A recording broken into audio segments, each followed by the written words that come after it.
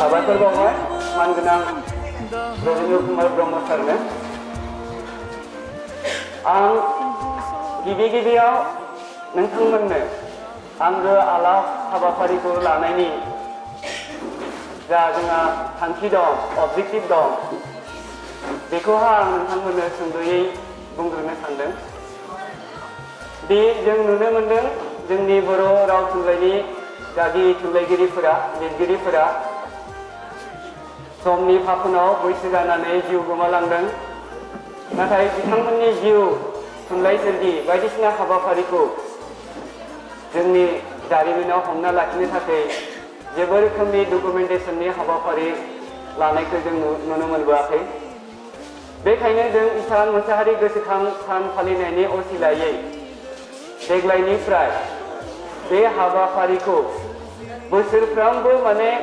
मावलांनो होननानैहा थांखि लानाय जादों। जाहाथे जोंनि बर' थुनलाइगिरिफोरखौ बिथांमोननि जिउ आरो थुनलाइ सोरजिनि सोमोन्दै माखासे मोनथिनांगौ बाथ्राफोरखौ डकुमेन्टेसन खालामनानै बेखौ प्रिजार्भ खालामनायनि खाबुआ थानो हायो। बे थांखियैनो गुबैयै जों बेखौ लानाय जादों। आरो नैथि थांखिया जाहैबाय दि उथिफुनाय जोंनि जाफोर लिरगिरिफोर दं, बे लिरगिरिफोरा जाहाथे गागि थुनलाइ लिरगिरिफोरनि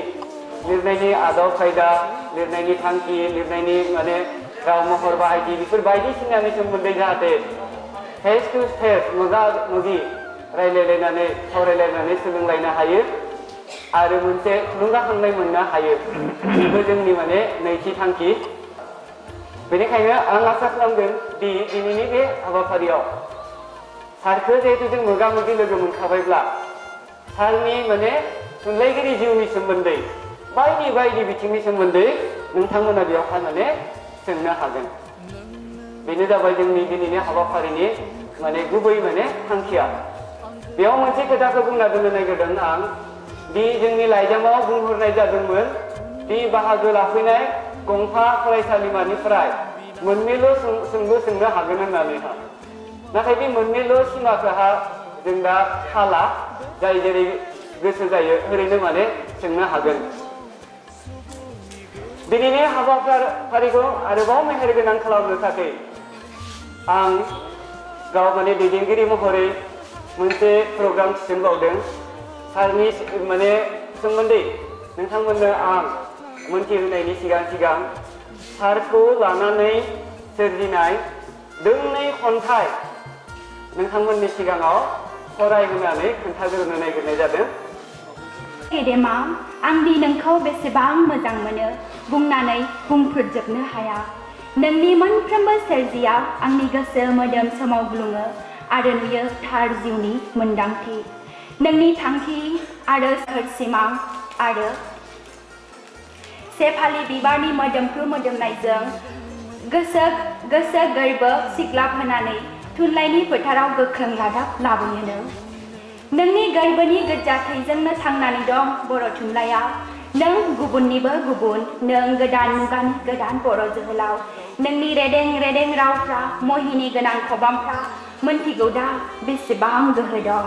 ख्लाब जोंख्लाबनाय गोबौ थुंग्रियाबो जेननाङो नोंजों। खर' गंलायनानै गसर गाबनांगौ जायो नोंनि आथिं गुदियाव। अब्ला नाय नों बेसेबां गोहोगोरा, थैनो रोङै अमृतनि फिसा। हे गेदेमा, उन्दुसैनाय नोंनि गोसो दावथुखौ फोजाखांहोबाय बिबारि गावदांआ आरो सोमजिहोबाय दैमुनि गोथार दैथुन। बिबारि गावदां, खेवना होबाय आं नोंनो दिनै आंनि थानसालिनि फांथेनाय दरजाखौ। नोंखौ फज'गोन गोथार बिन्दोआव। हे गेदेमा, बेसेदि खहाब गोनां नोंनि रावफ्रा, बेसेदि सैथो नोंनि थार गोसोनि अननाय मोजां मोननाया। सुबुं लैथोमायाव सुबुं नागिरनानै, गोथां गोरबोआव दुंब्रुद गोजोर जायगा नागिरनानै, हांखुर जायै गेजेर बिन्दोनि बोगथामाखौ नागोबोर आखाइजों खायसे होसोदों आंग्रोमोन्दा, खायसे होसोदों बालारिफि। थेवबो नोंनि मिजिङा धुब हाथरखि। हे गेदेमा, बायदि देंखो बायदि गाबजों सारफावदों नों सुबुंनि बिखायाव रंगिना आबिर गाब। नों अराय सैथो, नों अराय जुगामि। आरो अख्रां गंसे नांगौ नोंनोथ' बुंदोंमोन नंगौ जोंनो नांगौ उदां अख्रां जेराव गैया गुसेब गोसोनि सिमां गैया एना एनि जुजिलायनाय जारिमिन फोरोंनाय बायब्रुस मोन्थोराव दिनै फेलें जाबाय अखा बारहुंखा ग्रुमा ग्रुम सारन्थाइ खैफोदनि सुनामिया दिनै लोब लोब साग्लोबबाय गुफुर दावथु जराया मोनासै गोजोन खैफोद आफोद जेंना गोरोन्थिखौ नागारनानै गोजोन सुदेम थासारि सार ब्रजेन्द्र कुमार ब्रह्मनि गोजोन्थों रोजा रोजा साबायखर जासिबाय देबिका बर'निसिम जोबोद गोथौयै लिरनानै लाबोनायनि थाखाय खन्थाइखौ बेखिनियावनो आं खावलायबावनो नागिरदों जोंनि बयजोंबो सिनायजानाय मुंदांखा खन्थाइगिरि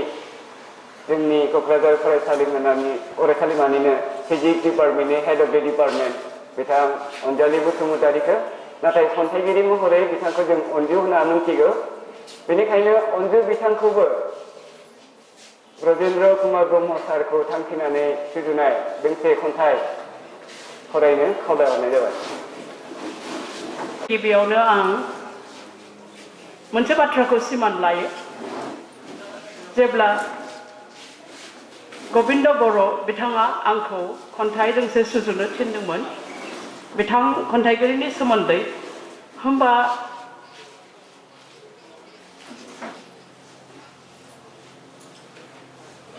आं सानदों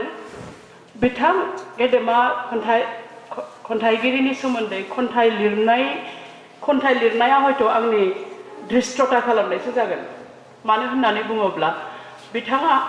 ओरैनो सुजुनाय खन्थाइफोरनि सोदोबफोरखौनो आं बुथुम जे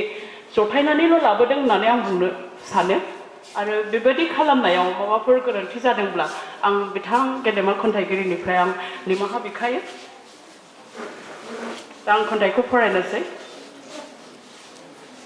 खन्थाइगिरि नों अख्रां गंसेनि सिमां नोंनो होजेनदों खायमा अख्रांनि रादाब नोंनावनो मोनजेनदों आय' खन्थाइगिरि गोरबो नोंनि सना फिथर गोरबो नोंनि फामि बिबार खासि बिबार बारबायमोन देमलो गुरजां लङा बाङियाव नों जेबोला रादाब मोनजेनो खन्थाइनि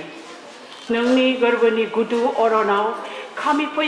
फैयो खन्थाइनि दाउ खौवौ दा बोथोरा सेफालि बारनायनि दा बागानसालि वार्ड नाम्बार 7 न' नाम्बार 69नि लांगोनायाव सिरिदों जानांगौ निहिरगिसि सेफालि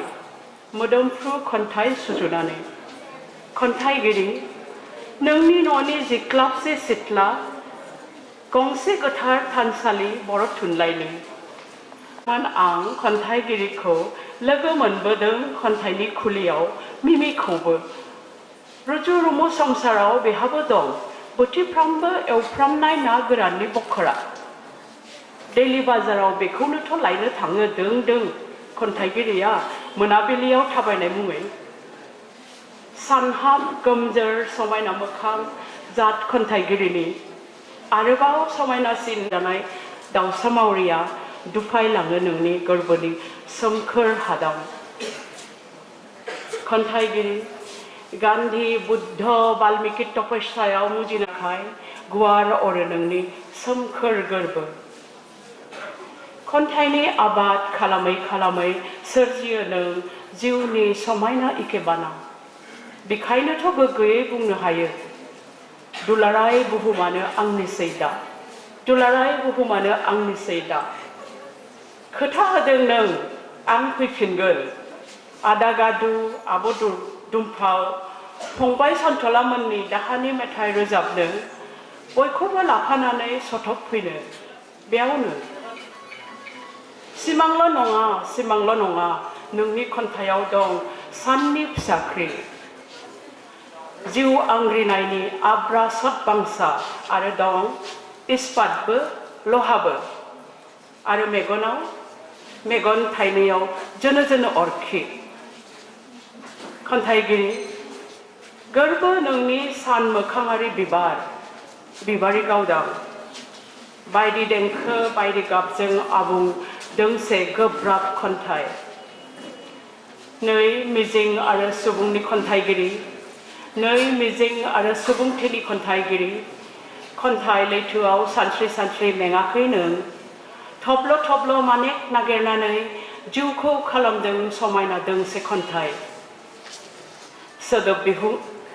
सोदोबनि लु सुजुनानै गालांदों समनि आगान रानसाव बालाबारियाव नोंनोथ' बुंदों जेसेनो हाबदों खन्थाइनि गोरबोआव एसेनो मुजिहाबदों एसेनो सोमोनांदों नै आगोमा खन्थाइगिरि नों नोङैनो थाबाय था नै आगोमा खन्थाइगिरि नों नोङैनो थाबाय था मानोना सना रुफा हिरा मुक्ताजों नोंखौथ' सुनो हाया नै गेदेमा खन्थाइगिरि नोंखौ खालामो सालाम खुलुमबाय मानाव गेदेर खन्थाइगिरि अनजु बिथाङा जोबोद गोथौ ओंथि गोनां मेहेर गोनां दोंसे खन्थाइ सुजुदों दिनैनि जोंनि हाबाफारिखौ बे दोंनै खन्थाइनि गेजेरजोंबो समायनासिन साबसिन खालामनाय जादों दा जों मानाव गेदेर थुनलाइगिरि ब्रजेन्द्र कुमार ब्रह्म सारनि जिउ आरो थुनलाइ सोरजिनि सायाव बिथांनि खुगाजोंनो माखासे बाथ्राफोरखौ मोनथिनो थांनायनि सिगां नोंथांमोननि सोंलु सोंनायनि खाबु जानायनि थाखाय बिथांनि जिउ आरो थुनलाइ सोरजिफोरखौ लानानै आं आगोल नोंथांमोननो मोनथिहोनो नाजादों पावार पइन्ट प्रेजेन्टेसननि गेजेरजों बिनि उनावसो जों बिथांनि खाथियाव जोंनि सोंनांगौ बाथ्राफोरखौ सोंगोन गिबियाव आं नोंथांमोननो खोन्थादों ब्रजेन्द्र कुमार ब्रह्म सारा 2009 मायथाइयाव ठाकुर थुनलाइ बान्था बिथाङा साहित्य एकाडेमि सामसुं इलेक्ट्रनिक आरो कोरियान गभर्नमेन्टनि राङारि मददाव बिथांनो बे बान्थाखौ होनाय जादोंमोन बे बान्था आजावनायनि मोनसे सावगारि बेयावहा जों खोन्थानो नाजादों बेयो मोनसे जोंनि मुंदांखा माने सावगारि होननानैहा मोनथिजागोन नोंथांमोना सोरबा सोरबाया सिगां नुदोंबो जानो हागौ नुवाखैबो जानो हागौ बे जाबाय बिथाङा बान्था आजावनायनि सावगारि सिनायथि महरै बुंनो नागिरदों दि बिथांनि बिफानि मुङा सोरगोआरि दान्दाराम ब्रह्म बिमानि मुङा सोरगोआरि एमदाब ब्रह्म जोनोम थावनिया जाबाय सालानि बाथाबारि दतमा खाथिनि आथिखालाव बागानसालिनि वार्ड नं 7 आव थायो आरो जोनोम अक्ट'आ जादों बिथांनिया 1 जुन 1943 दा बेखौ हिसाब खालामोब्ला बिथांनि बैसोआ 71 बैसो जाबाय 71 बैसोनि बिथाङा दासिमबो मेंनो रोङै भाबै जोंनि बर' थुनलाइयाव थुनलाइ सोरजिगासिनो दङ खन्थाइ सोरजिगासिनो दङ सोलोंथाइ लादों बिथाङा गामिनि सालानि बाथाबारि गुदि फरायसालियाव गेजेर खलबनि सोलोंथाइखौ लादों दतमा गेजेर फरायसालियाव गोजौ फरायसालिनि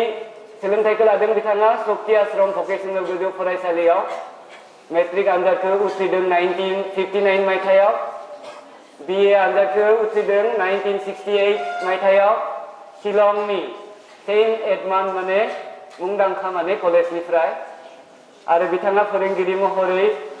फोरोंगिरिनिबो माने बिएड आनजाद बारग'दों 1977 मायथाइयाव गवालपारा सरकारि बिटि कलेजनिफ्राय साख्रि बिथाङा फोरोंगिरि महरैनो बिए आनजादखौ बारग'ना फैनानै बनरगाव गोजौ फरायसालियाव बिथाङा फोरोंगिरि महरै जइन खालामफैदों आरो 2001 मायथाइनि 31 मेआव बिथाङा गाहाय फोरोंगिरि महरै साख्रिनिफ्राय आजिरा लादों थुनलाइ सोरजि नोंथांमोननो खोन्थानानै गोजोननाय मोनोदि बांसिनानो हयथ' मोनथिया जानो हागौ ब्रजेन्द्र कुमार ब्रह्म सारा शक्ति आश्रम भकेशनेल गोजौ फरायसालियाव फरायना थानाय समाव जायखौ जों बर' रावाव खासि बिबार होननानै बुंनाय जायो बे समाव बिथाङा बे खन्थाइल' सोरजियाखैसै आरोबाव गुबुन दों 11 खन्थाइ असमिया रावाव सोरजिबावनानै गासै दों 12 असमिया खन्थाइखौ लानानै बिथाङा आखाइजोंनो लिरना बे समाव कल्पना मुंनि गांसे खन्थाइ बिजाब सुजुदोंमोन आखाइजों लिरनानै नोंथांमोना नुनो हागौ आखाइजोंनो बिथाङा माबायदि सावगारिबो माने बेयावहा एरखांदों बिथुपातखौ मोखां बिलाइखौ बेखौ नायोब्लाबो बिथांनि जा कल्पना शक्ति साननो हानाय गोहो बेखौ जों मोनदांनो हायो कल्पना सर्वहारा रिक्त आजिमय बेबायदि होननानै खन्थाइनि खलब मोनसेबो बेयाव दैखांनानै होदों बे खन्थाइखौ बिथाङा 1962 मायथाइयाव लिरनानै बिजाब महरै नैबेनो बिजाब महरै बिथाङा दोनदों बे बिजाबखौ बिथाङा नाथाय साफायनाय महर होआखिसै बेयो महामुल्यबान माने बिथांनि आखाइजों लिरनाय खन्थाइ बिजाब जायखौ जों बेयाव सेबखांनानै दोननाय जादों बिनि सोमोन्दैबो नोंथांमोना सोंनो हागोन बिनि उनाव फैदों जों बिथांनि खन्थाइ सोरजिनायनि जा खन्थाइ बिजाब महरै माने 25 मायथाइयाव बिनि उनाव गोबाव 19 बोसोरनि उनाव आं फैफिनगोन होननानै 1994 मायथाइयाव बिथाङा आं फैफिनगोन होननाय गांसेबाव माने खन्थाइ बिजाब सुजुदों 1994 मायथाइयावनो गुबुन गांसे माने खन्थाइ बिजाब बिथाङा सुजुदों बे खन्थाइ बिजाबा जाहैबाय सान मोखाङारि बिबार जानानै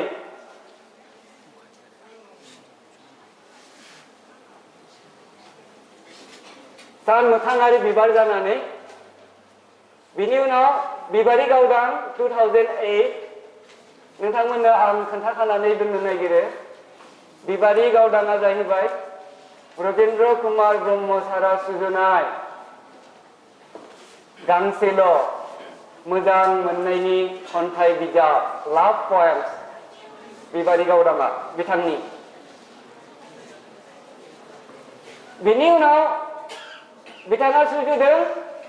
बायदि देंखो बायदि गाब होननानै गांसे माने खन्थाइ बिजाब बायदि देंखो बायदि खन्थाइ बिजाबाव मुङा जेरै ओरैनो थारैनो गोथाव गोथाव देंखोफोरा आरो बायदि गाब गोनां बायदि महर गोनां खन्थाइफोरखौ बिथाङा सुजुदों आरो बे खन्थाइ बिजाब सुजुनानै दिहुननायनि गुदि बाथ्राखौ नोंथांमोननो आं फोरमायनानै होनो लुगैग्रोदों बे जाहैबाय साहित्य एकाडेमिनिफ्राय राइटार्स इन रेसिडेन्ट होननाय मोनसे स्किमनि आवथायाव बिथाङा बायदि देंखो बायदि गाब होननाय लेखाखौ खन्थाइ सुजुनानै खन्थाइ बिजाब महरै बिथाङा माने सेबखांदों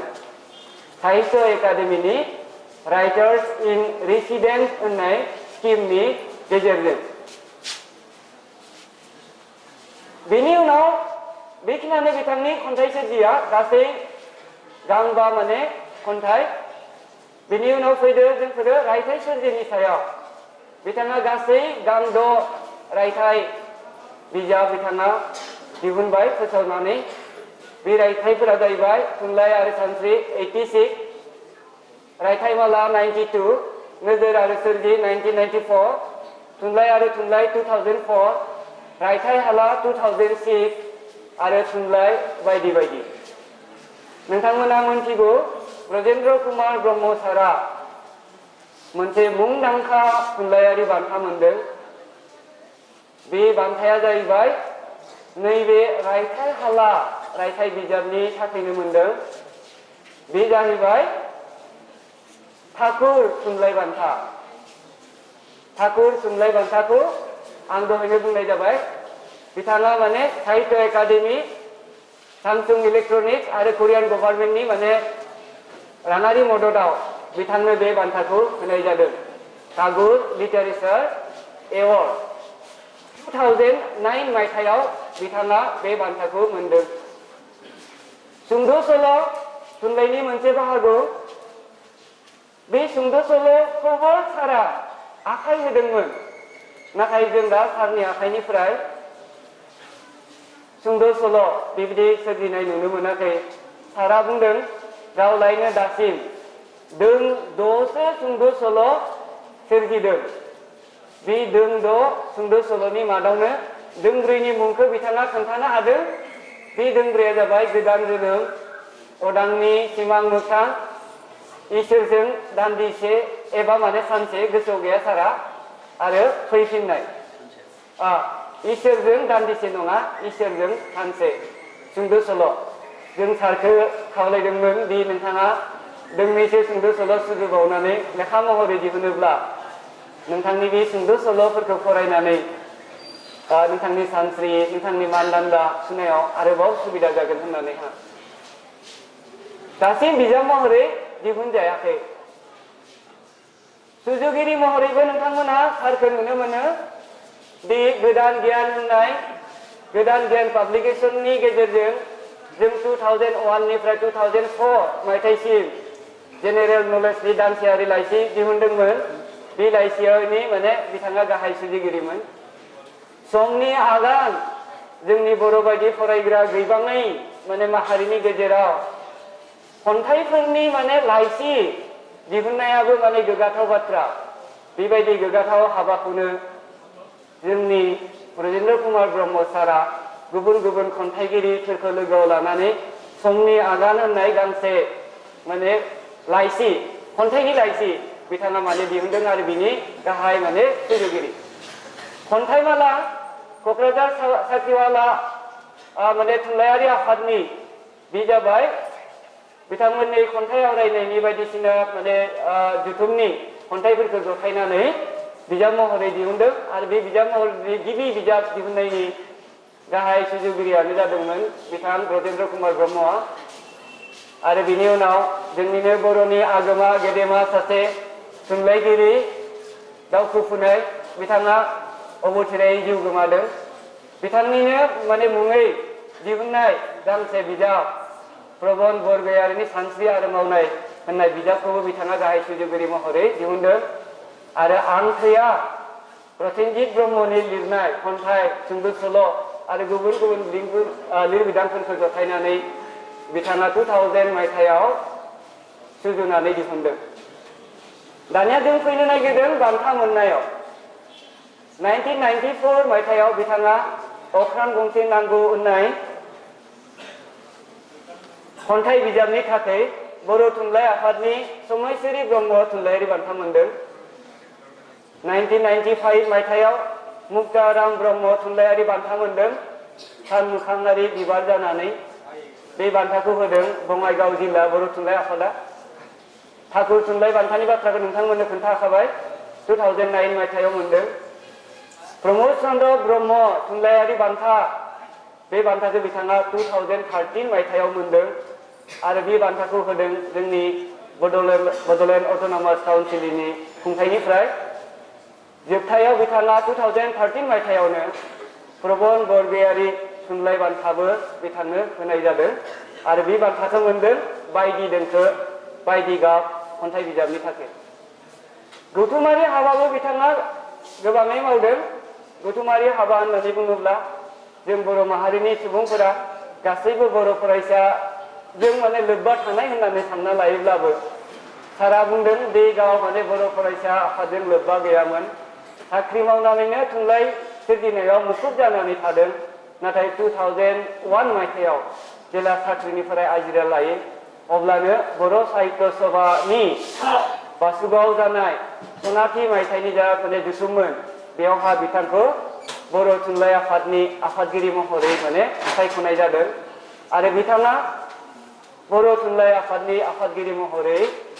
मोननै टार्म 2002 to 2004 खनसे आरो 5 to 7 बे मोनसे माने टार्माव बिथाङा खननै आफादगिरि महरै माने बिबान बानस'दों लेङाइ आफादगिरि महरै बिथाङा बड' राइटार्स एकाडेमिनि बिबान बानस'दों 86 आरो 88 नि गेजेराव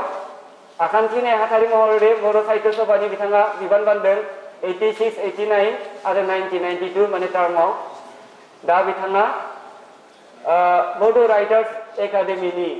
बिथाङा बोसोनगिरि महरै हाबा मावनानै दं दा बिथाङा बेनिफ्रायबो माने बिबाना माने गैथ'ला बेखिनियानो जादों जोंनि दिनैनि थुनलाइगिरि बिथां ब्रजेन्द्र कुमार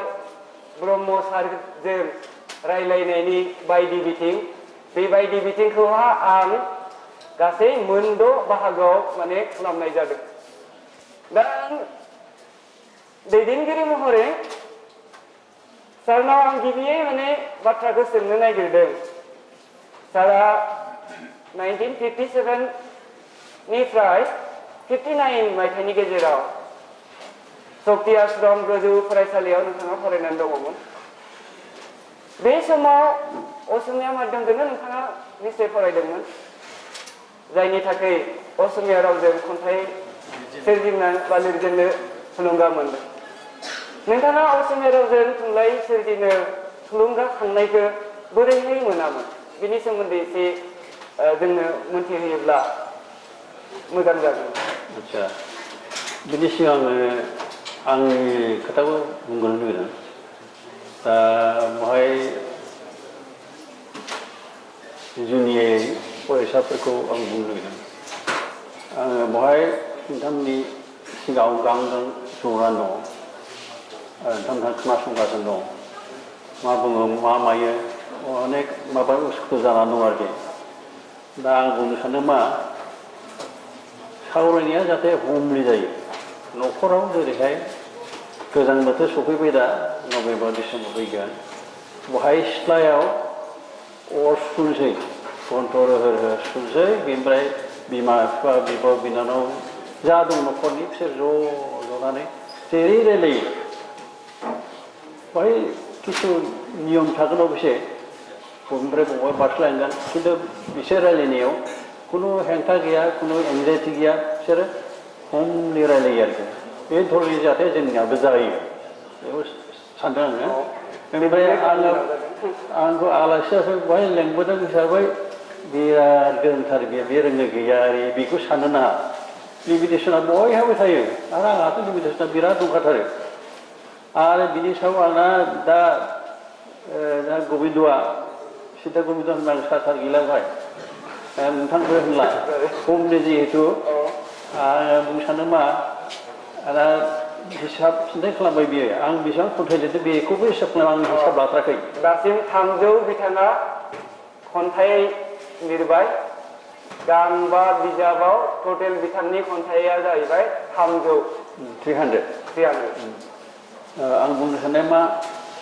बैसोखौबो हिसाब खालामनानै दोनदों बेयो। खिन्थु आंहा बुंनो थाङोब्ला बैसोआनो गैया होनना बुङो। दा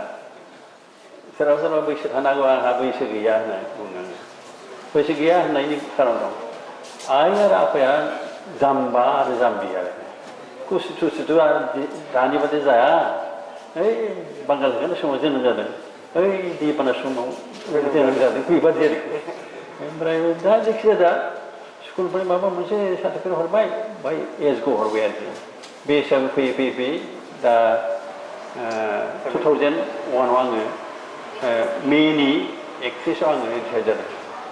ओमफ्राय रिटायार जाबाय, माबा नेनानै थाखानाय बादिसो आंखौ 2002आव साहित्य सभानि प्रेसिडेन्ट खालामगारलायबाय आरो। एसे गाहायनिफ्राय लांब्ला जागोनलाय, सिद्दायैनो आफादगिरि होबाय आङो।